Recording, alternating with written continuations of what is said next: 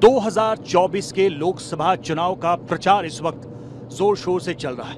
एक तरफ लोकसभा चुनाव चल रहे हैं, वहीं दूसरी तरफ अन्य फेजेस के लिए प्रचार भी चल रहा है। इस वक्त देखिए, हम महाराष्ट्र में घूम रहे थे, लेकिन आज हम मौजूद हैं खुद महाराष्ट्र के मुख्यमंत्री एकनाथ शिंदे के साथ, जो कि हमारे साथ इस वक्त हैं। और देखिए, हम उनके साथ उनके कैंपेन में जा रहे हैं।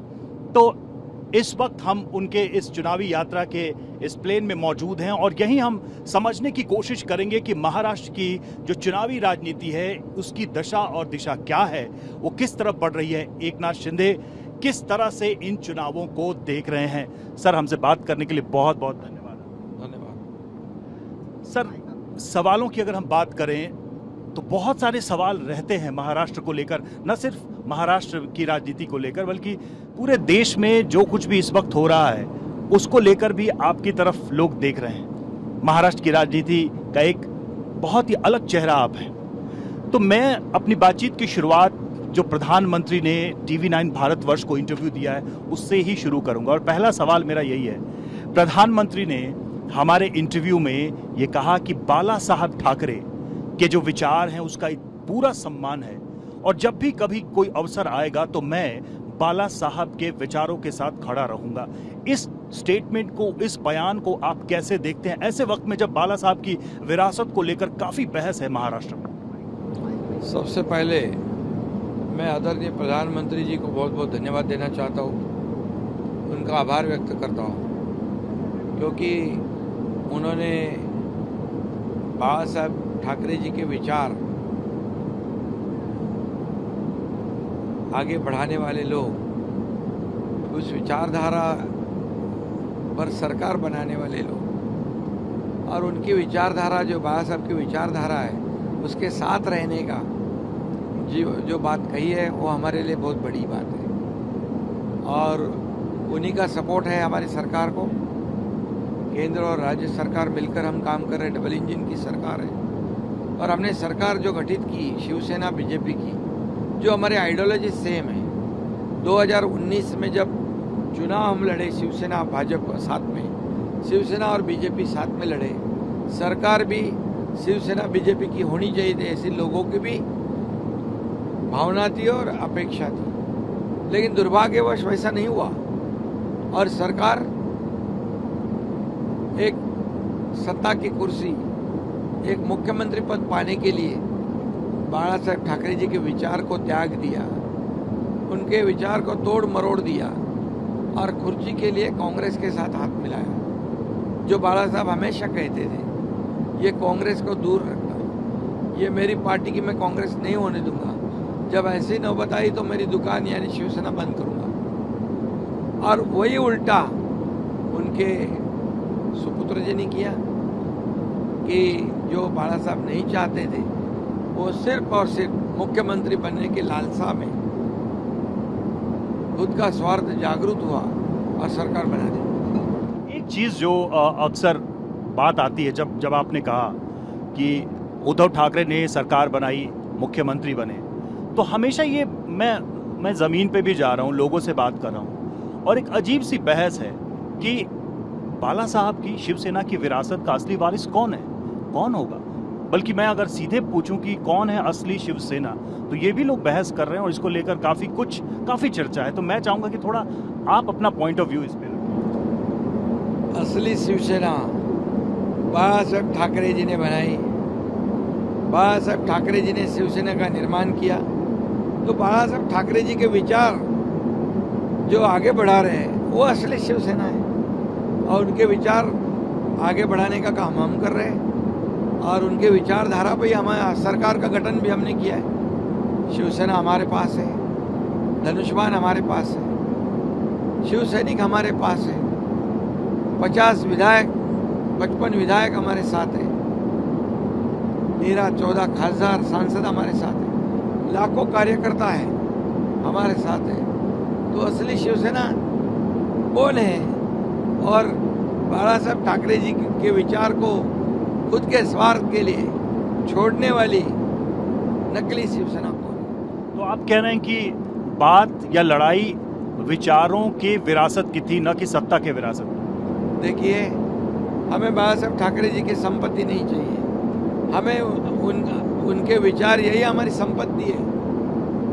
मैं बार बार यही कहता हूँ, उनके संपत्ति के वारिस परिवार है, लेकिन विचार के वारिस जो है, विचार को आगे बढ़ाने वाले हम लोग हैं, और जिन्होंने विचार त्याग दिए वो वहाँ पर है। और इसलिए बाला साहब ठाकरे जी के विचार को आगे बढ़ाना, उनके विचारों के मुताबिक कारोबार करना, इसलिए तो लोग हमसे जुड़ रहे हैं, लोग उनको छोड़ रहे हैं।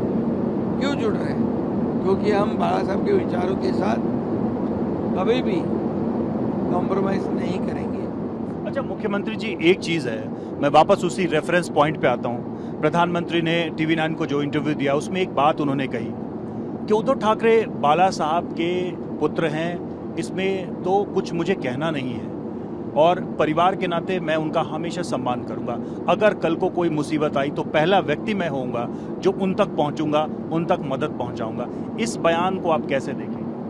उन्होंने कहा है कि व्यक्तिगत तौर पर उनको कोई तकलीफ आई तो निश्चित रूप से ये मदद करेंगे। ये उनका बड़प्पन है, उनकी महानता है, क्योंकि जब वो बीमार थे उद्धव जी, तभी भी मोदी जी पूछताछ करते थे, हालचाल पूछते थे, केवल बाला साहब ठाकरे जी के प्रेम की वजह से। बाला साहब ठाकरे जी और उनका रिश्ता जो था वो रिश्ते की वजह से, लेकिन उद्धव जी ने वो रिश्ते को तोड़ दिया है, वो भूल गए हैं। अभी इतना अनाप शनाप मोदी जी के बारे में बात करते हैं, इतनी गालियाँ देते हैं, लेकिन ये लोगों को पसंद नहीं है। फिर भी मोदी जी बोलते हैं कि जब व्यक्तिगत तौर पर कभी कोई कठिनाई आई तो मैं साथ दूंगा। ये क्या है? ये इतनी बड़ी महानता है। ये महानता कहा, और एक जो मराठी में कहते हैं कि ये कद्रू नैरो माइंड, ये वो कहा। प्रधानमंत्री ने यह भी कहा कि उद्धव मुझे चाहे जो बोले, जैसा आप खुद भी कह रहे थे, लेकिन उन्होंने हमें इंटरव्यू देते हुए साफ साफ टीवी पे कहा कि मैं कभी नहीं बोलूंगा, कोई अपशब्द नहीं बोलूंगा। ये बड़प्पन है ना उनका। देखो, मोदी जी काम को फोकस करते हैं, देश की सेवा को फोकस किया है, इसलिए देश का नाम पूरे दुनिया में रोशन किया है। आज भारत बोलता है तो दुनिया हिलती है। पहले क्या था? भारत के ऊपर पाकिस्तान दहशतवादी हमले कर रहे थे, जाकर इन्हों में वो कमेटी में शांति बनाए रखने की अपील करते थे। मजबूर भारत नहीं, अभी मजबूत भारत है। मोदी जी के नेतृत्व में मजबूत भारत है, मजबूत है, बहुत ही ताकतवर है। और अभी बोलते नहीं, वो करके दिखाते। सर्जिकल स्ट्राइक करके दिखाया। वे पहले हमारे सैनिकों के गर्दनें छाट कर लेके जाते थे, आज हिम्मत है। बॉम्ब स्फोट करते थे, आज हिम्मत है? हिम्मत नहीं है। लाल चौक में तिरंगा फैलाने की हिम्मत थी मोदी जी की वजह से। 370 कलम हटाने की हिम्मत थी मोदी जी के नेतृत्व में, अमित शाह जी ने, गृह मंत्री जी ने किया। क्या है? आज इतना बड़ा काम देश के लिए कर रहे हैं। आज देश बोलता है तो दुनिया सुनती है। तो ऐसे समय पे इतना बड़ा त्यागी प्रधानमंत्री, जिन्होंने 10 साल में एक भी छुट्टी नहीं ली, कौन कर सकता है? ये दिन रात मेहनत करने वाले एक तरफ और ऐशो आराम करने वाले दूसरी तरफ। ऐसे लोगों को गालियां देना, ऐसे हमारे देशभक्त प्रधानमंत्री को गाली देना, इसका मतलब पूरे देश को गाली देना। और आने वाले चुनाव में यह नतीजा जो है, ये मोदी जी बोलते नहीं, मोदी जी बोलेंगे भी नहीं, वो काम करते हैं। एक कहावत है, हाथी चलता है बाजार और बाकी का मैं बोलता नहीं। तो ये ऐसी हालत है, वो देखते बिकते नहीं, वो सिर्फ कभी एक ऐसा घूर के देखेंगे तो भी बहुत कुछ हो सकता है। लेकिन उन्होंने छोड़ दिया है, मैं जाओ, मैं काम करूँगा, मैं देश सेवा करूँगा, देश को आगे बढ़ाऊँगा, और आप गालियाँ देते रहो। जितनी गालियाँ मोदी जी को देंगे उनका स्टॉक खत्म हो जाएगा, लेकिन जनता उतनी उनके साथ आती है। 2014 में भी देखा, आरोप लगाए, क्या हुआ? मोदी जी जीत गए। 2019 को बड़े बड़े आरोप लगाए, क्या हुआ? विपक्ष के नेता बनने के इतने भी सांसद नहीं आए, और अब भी वही हालत है। आपने कहा कि नरेंद्र मोदी को चाहे जिस तरह की भाषा का प्रयोग किया जाता है, उन्होंने कह भी दिया कि मैं इसका जवाब नहीं दूंगा, लेकिन अगर मैं यही सवाल एकनाथ शिंदे से करूं, क्योंकि जब मैं अलग अलग दलों के लोगों से मिलता हूं और खासकर उद्धव गुट के जो कार्यकर्ता हैं या नेता हैं, वो आपके लिए भी बहुत अच्छे शब्दों का प्रयोग नहीं कर रहे हैं और पार्टी को तोड़ने का जिम्मेदार बताते हैं, और वो शब्द आप जानते हैं कि किस तरह से उसका प्रयोग किया जा रहा है। मैं वही जानना चाहता हूँ, आपकी तरफ से भी बहुत संयमित तरीके से प्रतिक्रिया दी जाती है, आप इन सब चीज़ों को कैसे देखते हैं महाराष्ट्र की राजनीति को लेकर, शिवसेना के अंदर इस तरह की चीज़ को लेकर? पहले तो पार्टी जो टूट गई, पार्टी टूटी नहीं, हमने पार्टी बचाई है। असली शिवसेना को बचाने का काम हमने किया है। शिव सैनिकों के ऊपर अन्याय अत्याचार हो रहे थे, उसको बचाने का काम हमने किया है। धनुष्यबाण को बचाने का हमने किया है। एक कांग्रेस के हवाले पार्टी की थी, उसको छुड़ाने का काम हमने किया है, और ये सब हुआ है। जो उठा हुआ, संघर्ष हुआ, नई सरकार बन गई, इसके जिम्मेदार खुद वो है, क्योंकि उन्होंने 2.5 साल में कुछ काम नहीं किया, घर में बैठे रहे। फेसबुक लाइव के क्या सरकार चलती है? राज्य चलता है, घर में बैठ के राज्य चलता है, कारोबार चलता है, लोगों से मिलते नहीं। विधायक तो जाने दो, मंत्री लोग से मिलते नहीं। तो विधायक जो है हमारे शिवसेना के, वो उसमें अंदरेश था। हम कैसे फेस करेंगे चुनाव आगे का? और तब उन्होंने कहा हम विचारधारा से परे जा रहे हैं। स्वतंत्र वीर सावरकर जी का अपमान कांग्रेस कर रही है और उनको लेके कंधे पे बैठ रहे हैं, तो कैसे सहन करेंगे? इसलिए हमने रिवोल्ट किया, और उसमें लोगों के मन में जो बात थी, सरकार, लोगों के मन की सरकार हमने बनाई। लेकिन बात वही है कि आपके लिए जिस तरह के उपमाओं का, शब्दों का प्रयोग किया जाता है उधर से, आप लोगों ने बहुत बैलेंस रिएक्ट किया उसमें। असली वो शब्द हमें लागू नहीं होता है, वो शब्द तो उनको लागू होता है, क्योंकि शिवसेना और बीजेपी गठबंधन सरकार बनी, चुनाव हुआ, मोदी जी का फोटो, बाला साहब ठाकरे जी का फोटो लगा के वोट बटोरे और सरकार बनाई कांग्रेस के साथ। लोगों को विश्वास था कि बीजेपी और शिवसेना की सरकार बनेगी, तो विश्वासघात किसने किया? शिव सैनिकों के साथ विश्वासघात किसने किया? भारतीय जनता पार्टी के पीठ में खंजर किसने कोपा? तो बेईमान कौन? जो हमें शब्द यूज करते हैं वो उनको लगता है, उनको वो सही शब्द उनके लिए है। लेकिन बात यहाँ पर आके रुकती है कि महाराष्ट्र की राजनीति में 19 से लेकर 24 तक, मतलब 19 में और 24 में पूरा चित्र बदल गया। मतलब एनसीपी भी, उसका भी एक घटक इधर आया, आप लोग भी आए। ये हुआ क्या महाराष्ट्र में? एक अलग पैटर्न पे चली गई है महाराष्ट्र की राजनीति। क्या आप इसे ऐसे देखें? 2019 में ही खुद के स्वार्थ के लिए पैटर्न चेंज हो गया। पैटर्न क्या था? नेचुरल अलायंस करना, शिवसेना बीजेपी गठबंधन सरकार। क्या किया? पैटर्न ही चेंज कर दिया। अगर शिवसेना बीजेपी गठबंधन सरकार होती तो ये मुख्यमंत्री नहीं बन सकते। तो जिस दिन नतीजे आने शुरू हुए, उनको पता चला कि हमारे बिना बीजेपी सरकार नहीं बना सकती, तभी उन्होंने कहा हमारे लिए सभी दरवाजे खुले हैं। तभी से शुरू हुआ। ये प्री प्लान था। उनको मुख्यमंत्री बहुत पहले से बनना था। उनको बनना था मुख्यमंत्री पहले से। बाला साहब ठाकरे कभी मुख्यमंत्री नहीं। बाला साहब ठाकरे जी रहते तो उनको नहीं बनाते, तो शिव सैनिकों को बनाते। शिव सैनिक को बनाते। तो क्या कभी उद्धव ठाकरे ने आपसे नहीं कहा कि आप बन जाओ मुख्यमंत्री? वह कहा था ना, उनको नहीं बनना था। मुझे बोले मुझे नहीं बनना है, मुझे नहीं बनना है।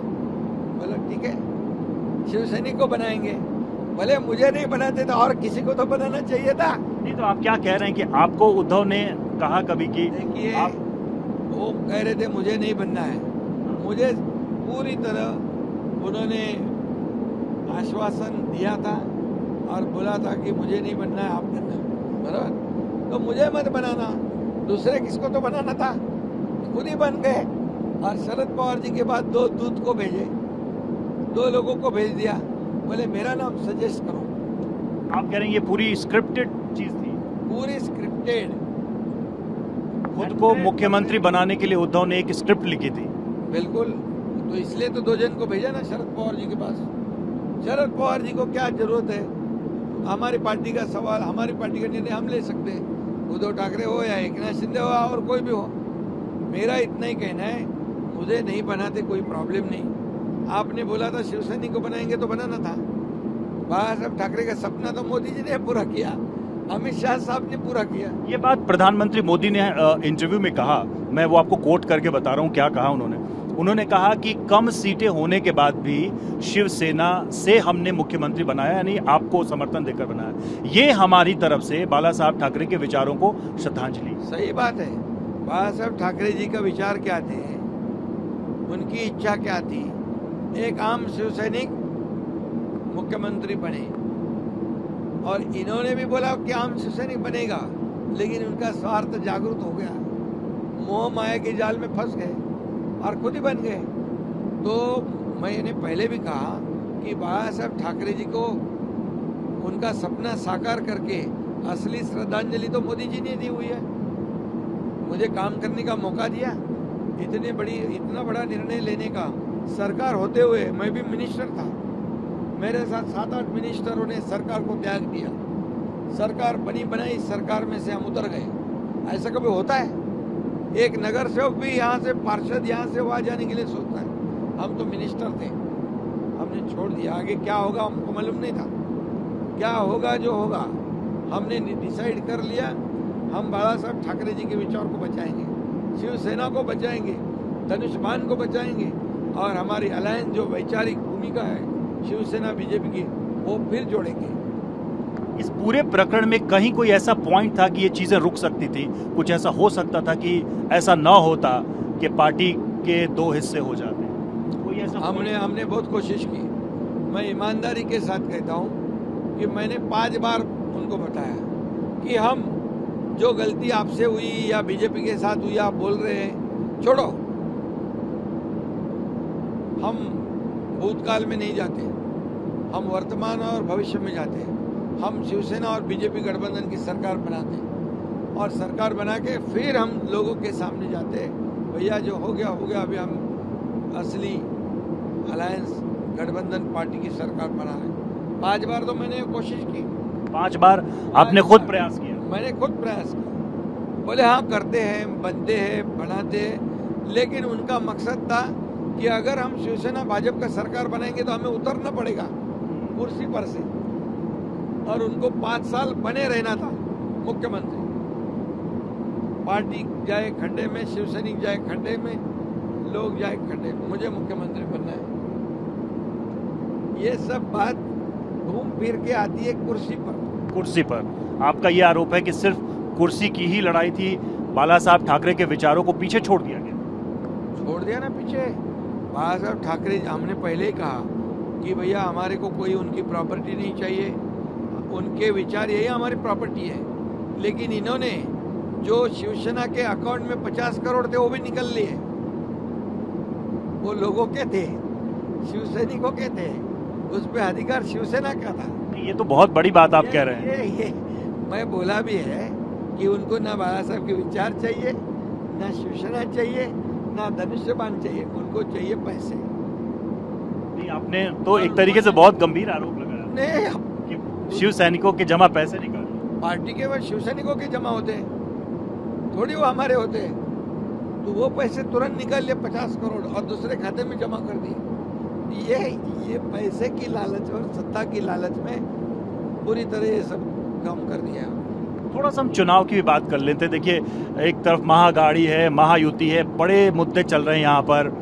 ये हो रहा है कि भाई विकास का कार्य नहीं हुआ, हिंदू मुस्लिम की बात आती है, राम मंदिर के मुद्दे आते हैं। महाराष्ट्र में आपने इतना कुछ देखा, घूमे अभी तक, आपको क्या लग रहा है किन विषयों पर जनता जो है वोट कर रही है या जनता का रुझान बन रहा है? महायुति ये चुनाव विकास का एजेंडा लेकर चल रहे हैं। विकास का एजेंडा लेकर हम ये चुनाव लड़ रहे हैं। 2 साल में हमने इतने काम किए कि लोगों ने देखे, काम सामने है। मेट्रो के काम हो, कारशेड के काम हो, समृद्धि हाईवे जो नागपुर मुंबई हो, कोस्टल हाईवे हो, मिसिंग लिंक हो पुणे, ये मेट्रो के जो फेज वाइज जो हमारे प्रोजेक्ट है उसको पूरा करना हो, लोगों के लिए कल्याणकारी योजना बनाए, किसानों के लिए, महिलाओं के लिए, युवाओं के लिए, बुजुर्गों के लिए, सभी लोगों के। इंडस्ट्री आ रही है, लोगों के रोजगार मिलेगा, युवाओं को रोजगार मिलेगा, उसके लिए हमने स्कीम्स बनाई है। इसलिए हम पूरी तरह आज इंडस्ट्री जो आ रही है पूरे महाराष्ट्र को पसंद कर रही है, क्योंकि हमारे पास अच्छा इंफ्रास्ट्रक्चर है, स्किल्ड मैन पावर है, हमारे पास अच्छी कनेक्टिविटी है, और इसलिए हमारी पॉलिसी जो है इंडस्ट्री फ्रेंडली, तो वहाँ से लोग आ रहे, महाराष्ट्र को पसंदी दे रहे। तो ये हमारा डेवलपमेंट का ही काम है। हम हर जगह एक ही चाहते हैं कि राज्य का विकास हो, और इसमें हमारे को आदरणीय प्रधानमंत्री जी का पूरा सपोर्ट मिल रहा है, पूरी तरह वो हमारी सरकार को सपोर्ट। अच्छा ठीक, इसके उलट आरोप ये लग रहा है कि यहाँ से इंडस्ट्री उठा के गुजरात ले जा रहे हैं। ये सरासर झूठ है। हमारी सरकार का 2 महीने हुए थे, तब वेदांता फॉक्सकॉन जो यहाँ से वहाँ चला गया, अभी वही वहाँ भी नहीं बनाया है, ऐसा पता नहीं मुझे, लेकिन तब मुझे बताओ कि ऐसा कोई बड़ी इंडस्ट्री 2 महीने में यहाँ से वहाँ जाती है? उसको प्रिपरेशन करने को साल 6 महीने लगते कि नहीं? तो इन्होंने उसका सपोर्ट नहीं किया बिल्कुल। ये कोई भी इंडस्ट्री आएगी तो कहते हैं चलो आपको क्या चाहिए, आपको जगह चाहिए, ये चाहिए, परमिशन चाहिए, बाद में सब होने के बाद फिर अपना हिसाब बताते, तो इंडस्ट्री भाग जाती है। तो अगर हमारे उद्योगपति के घर के नीचे जिलेटिन जैसी चीज़ें रखे, बम जैसी चीज़ें रखे, इंडस्ट्रियलिस्ट के घर पे मोर्चा निकाले, तो कैसे रहेगा इनके राज्य में इंडस्ट्री? ये झूठा उल्टा आरोप है, उल्टा चोर कोतवाल को डांटने वाली बात है। आज हम बताते हैं कि 2 साल में 5 लाख करोड़ के निवेश हुए, 5 लाख करोड़ के इन्वेस्टमेंट के एमओयू साइन हुए हैं और एग्जीक्यूशन शुरू है। एफडीआई में आज फर्स्ट नंबर है महाराष्ट्र में, जीडीपी में फर्स्ट नंबर है। तो फिर ये संदेश देने की कोशिश क्यों हो रही है कि महाराष्ट्र से पैसा जा रहा है? ये सब देखो, हमारे डेवलपमेंट के जो काम है उससे लोगों के नजर हटाना, उनका ध्यान दूसरी तरफ घुमाना, ये उनका प्रयास है। लेकिन हम उनके आरोपों को उत्तर देते नहीं, हम हमारा काम करते हैं, हमारे काम में डेडिकेशन है, डिवोशन है। अच्छा, एक जब लोगों से बात करते हैं, और मैं तो कहूंगा कि ग्रास रूट के जो नेता हैं अलग अलग दलों के, उनसे भी बात करते हैं, तो मैंने ये देखा, ये महसूस किया कि चाहे वो उद्धव ठाकरे के समर्थन वाले लोग हों या फिर शरद पवार के गुट के लोग हों, एक इमोशनल अपील वो कर रहे हैं मतदाताओं से कि हमारा घर, हमारा परिवार बिखर गया, तोड़ दिया गया, और उसके लिए नरेंद्र मोदी हों, आप हों, उनको वो जिम्मेदार ठहरा रहे हैं। ये जो भावनात्मक अपील है परिवार तोड़ने की, उसको आप कैसे देखते हैं? क्या एनसीपी, शरद पवार अपना परिवार नहीं संभाल पाए या उनके परिवार को किसी ने तोड़ दिया? देखिए, ये पहली बात नहीं है। इससे पहले उद्धव जी ने राज ठाकरे को घर से निकाल दिया, उनके बहू को निकाल दिया, भाई के बेटे को निकाल दिया, नारायण राणे को निकाल दिया, छगन भुजबल को पार्टी से निकाल दिया, गणेश नाइक को पार्टी से निकाल दिया, कितने लोगों को निकाल दिया है। ये इनसिक्योर महसूस करते हैं। बाबा साहब ठाकरे जी, राज ठाकरे जी को वापस आओ ले रहे थे, लाने का प्रयास कर रहे हैं, लाने का प्रयास, नारायण राणे जी खुद उनको ले आ रहे थे, लेकिन तुरंत इन्होंने कहा कि आप ऐसा करोगे तो हम घर छोड़ देंगे। बाबा साहब ठाकरे जी को भी ये टॉर्चर करते थे, बाबा साहब ठाकरे जी को भी बहुत तकलीफ देते थे। ये बहुत ऐसा माहौल बनाते हैं कि वो बाबा साहब ठाकरे जी को भी, इसीलिए तो मैं पूछ रहा करते थे कि जो एक इमोशनल कार्ड है वो खेला जा रहा है, इमोशनल कार्ड शरद पवार की तरफ से भी खेला। देखिए, मैं एक बात बताता हूँ, लोगों को चाहिए डेवलपमेंट। ये तुम्हारे घर के मामले से किसको लेना देना नहीं। अरे तो क्या ये क्या जागीर है क्या? आप मुख्यमंत्री बने, फिर आपका बेटा बने, फिर आपका बहू बने, ये क्या चलता है? ऐसा होता है क्या? तो ये तो आपने एक पॉइंट ही उठा दिया जिसमें प्रधानमंत्री कहते हैं कि परिवारवाद को नहीं आगे बढ़ाना है, हमें देश और समाज के लिए काम करना है। मैं ये पूछ रहा हूँ आपसे, क्या महाराष्ट्र में भी कुछ ऐसा ही प्रयास था जिसको एकनाथ शिंदे ने विराम दे दिया? सही में ऐसा ही प्रयास था। इतनी जल्दबाजी क्यों? अरे भैया, काम करने दो, बड़ा होने दो। हमें किसी की कोई दिक्कत नहीं थी, हमें किसी बात की तकलीफ नहीं थी। एकनाथ शिंदे ऐसा कार्य करता है, आपको मैं बताऊंगा। मैं बाला साहब के विचारों की वजह से शिवसेना पार्टी में काम किया। हमारे गुरु आनंद दिघे जी है, उनके साथ मैंने काम किया था। वो तो त्यागी थे, मुझे कुछ प्रॉब्लम नहीं था। मुझे प्रेम चाहिए था, विश्वास दिखाना चाहिए था मुझे। उन्होंने जब उनको ऐसा लगा कि मेरे बाद मेरे बेटे को मैं बना नहीं पाऊंगा, एकनाथ शिंदे अगर रहे तो, उनको उसमें अड़चन दिख रही थी, उनको स्पीड ब्रेकर दिख रहा था, ताकि मेरे मन में कुछ भी नहीं था। जब वो खुद बने तो मैं उनको पूरा सपोर्ट कर दिया, आप बढ़ो, आगे बढ़ो, आगे बढ़ो। फिर मेरा क्रिटिसाइज करने लगे, मेरी ताकत कम करने लगे, मुझे किसी केस में फंसाने के चक्कर में आ गए। कई लोगों को जेल में डालने की बात हो गई। कई लोगों को जेल में, अपना गिरीश महाजन है, प्रवीण दरेकर है, ये और 2-4 लोग को अंदर डाल दिया। बीजेपी के नेता या फिर बीजेपी के देवेंद्र जी तो बीजेपी के, और देवेंद्र जी ने हमेशा उनका काम किया, जो बोले वो किया, और उनको भी अंदर डालने का बात। तो इसका आधार क्या है? ये आरोप बहुत गंभीर है। अरे भैया, मेरे सामने सब बात हुई ना, मेरे सामने बोले। अभी मेरे पास देवेंद्र जी का बहुत कच्चा चिट्ठा आया है, मैं उसको नहीं छोड़ूंगा। ऐसा प्लानिंग था, इनको अंदर डाल के बीजेपी को कमजोर करके, बीजेपी को डरा के, महाराष्ट्र के उनके बीजेपी के जो विधायक है उनको फोड़ना और महाविकास आघाड़ी में लेना, ताकि इनकी कुर्सी 5 साल मजबूत रहे। ये पूरा प्लानिंग था, प्री प्लान। तो आप उसको मैंने पूर्ण विराम दे दिया। यही तो मेरा सवाल था। अरे, हनुमान चालीसा बोलने वाले को जेल में ठोसते हैं, देशद्रोह का कलम लगाते हैं।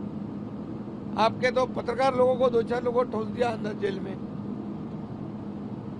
ये क्या लोकशाही है? क्या अभी लोकशाही की बात करते हैं आप? तो वो कंगना रनावत का घर तोड़ दिया अहंकार में, वो हनुमान चालीसा वाले को जेल में डाल दिया 14 दिन। नारायण राणे को मंत्री होते हुए उसको जेल में डाल दिया, और इतने लोगों को और जेल में ठूसने का प्रयास था, ताकि महाविकास आघाड़ी मजबूत हो, बीजेपी के विधायक तोड़ के पूरी अपनी कुर्सी मजबूत करे। ऐसा होता क्या किधर? तो ये क्या आप मानते हैं कि सारी कोशिश संगत की वजह से तो नहीं है कि कांग्रेस और सब संगत का ही तो परिणाम है? यानी कि पीछे से कोई और भी सब मिलके देखो, इनको कुर्सी अपनी बचानी थी। 5 साल इसको टिके रहने था। शिंदे जी, लेकिन शरद पवार पे आपने नहीं कहा कुछ। उन्होंने देखो, मोदी जी को वचन देकर आए यहाँ पर कि हम चलो गठबंधन करते हैं, और यहाँ के बीजेपी के 12 विधायक को डिस्क्वालीफाई कर दिया। क्यों? इसी का तो मोदी जी को गुस्सा है कि झूठ, इतना झूठ। लेकिन पवार साहब जो कह रहे हैं उस पे आप क्या कहेंगे? आप क्या कह रहे हैं? कह रहे हैं कि परिवार हमारा तोड़ा गया, हमारे परिवार के लोग। उसके लिए भी जिम्मेदार कौन है? और अजीत पवार, जिन पे आप लोग आरोप लगाते थे, अजीत वो अब पवार जो है वो साथ में आया, क्योंकि मोदी जी का नेतृत्व उन्होंने देखा, जो मोदी जी देश का विकास कर रहे हैं, इसलिए उनका साथ देना है हमको। और राज्य में जो हम काम कर रहे थे, मैं और देवेंद्र जी, वो भी डेवलपमेंट का काम कर रहे थे। वो एक पॉजिटिव और प्रैक्टिकल आदमी है, तो वो हमारे साथ में आ गया। तो जब उनको भी मौका था आगे बढ़ने का, तब उनके पार्टी ने भी उनको बढ़ने नहीं दिया, रोक दिया। अच्छा, चलिए देखिए, हम तो अब लग रहा है कि क्लोज हैं। मैं चाहूँगा कि चूंकि आप अनुभवी व्यक्ति हैं, जीवन का भी अनुभव है, आप बहुत ही ज़मीन से उठ के यहाँ तक पहुँचे हैं, तो आपकी सलाह भी बहुत मायने रखती है। क्या अगर मैं पूछूं कि कुछ लोगों को आपको कोई सलाह देनी हो, तो आप क्या सलाह देंगे? कुछ नाम अगर मैं लूं और आप अगर सलाह दे पाएं। पहला नाम तो मैं उद्धव ठाकरे का ही लूँगा कि अगर आपकी तरफ से कोई सलाह हो, क्योंकि साथ आपने काम किया है, जिए मरे हैं, सब कुछ किया। नहीं, उन्होंने एक्सेप्ट करना चाहिए, सरकार बदली है, उसके जिम्मेदार हम हैं, खुद है, आत्म परीक्षण करना चाहिए। और ये हमारी संस्कृति नहीं है बिलो द बेल्ट आरोप करना। मोदी जी कहा, आप कहा, ये हमारी महाराष्ट्र की संस्कृति नहीं है। और अगर शरद पवार को आपको कुछ कहना हो तो उनको क्या कहें? अरे शरद पवार तो बड़े धुरंधर नेता है, वो सीजन पॉलिटिशियन है, उनको क्या मैं कहूँगा। कोई एक चीज तो होगी क्योंकि वो आपके ऊपर है। मेरा अनुभव उनसे बहुत कम है। एक नाम मैं लूंगा, मुझे नहीं पता आप कैसे कहेंगे, इस पे क्या सलाह देंगे? संजय राउत को आप क्या? अरे बाबा प्लीज कोई तो सलाह दीजिए। कुछ नहीं, उनको कोई सलाह नहीं, क्यों नहीं देता? वो सबको सलाह देता है। संजय राउत को कोई सलाह? सुप्रीम कोर्ट को भी सलाह देता है। उसके लिए इतने बड़े आदमी को मैं कैसे सलाह दूंगा? संजय राउत को लेकर आप सलाह नहीं देना चाहते? अच्छा, संजय राउत को आप कितना जिम्मेदार मानते हैं ये जो कुछ भी हुआ? क्योंकि उनके बयानों से अक्सर ये कहा गया है कि गठबंधन का नुकसान बहुत। देखो, मैं उस पर जरूर वक्त आएगा तो बोलूंगा, आज नहीं बोलना चाहता हूँ। आज नहीं बोलेंगे? अच्छा, तो कुल मिलाकर अगर देखा जाए तो इस चुनाव के नतीजों को आप कैसे देखते हैं? आने वाले समय में महाराष्ट्र से कितनी सीटें, और वो जो 400 पार का नारा है उसको आप कैसे देखते हैं? बिल्कुल, महाराष्ट्र में तो बहुत माहौल अच्छा है।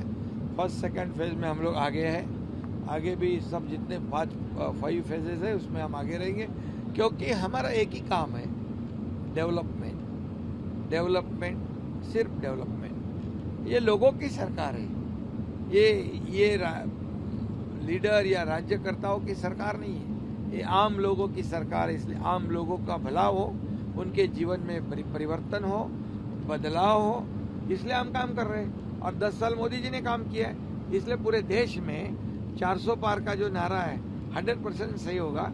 फिर मोदी जी प्रधानमंत्री बनेंगे, हमारे महाराष्ट्र से बहुत बड़ी ताकत उनके साथ में रहेगी।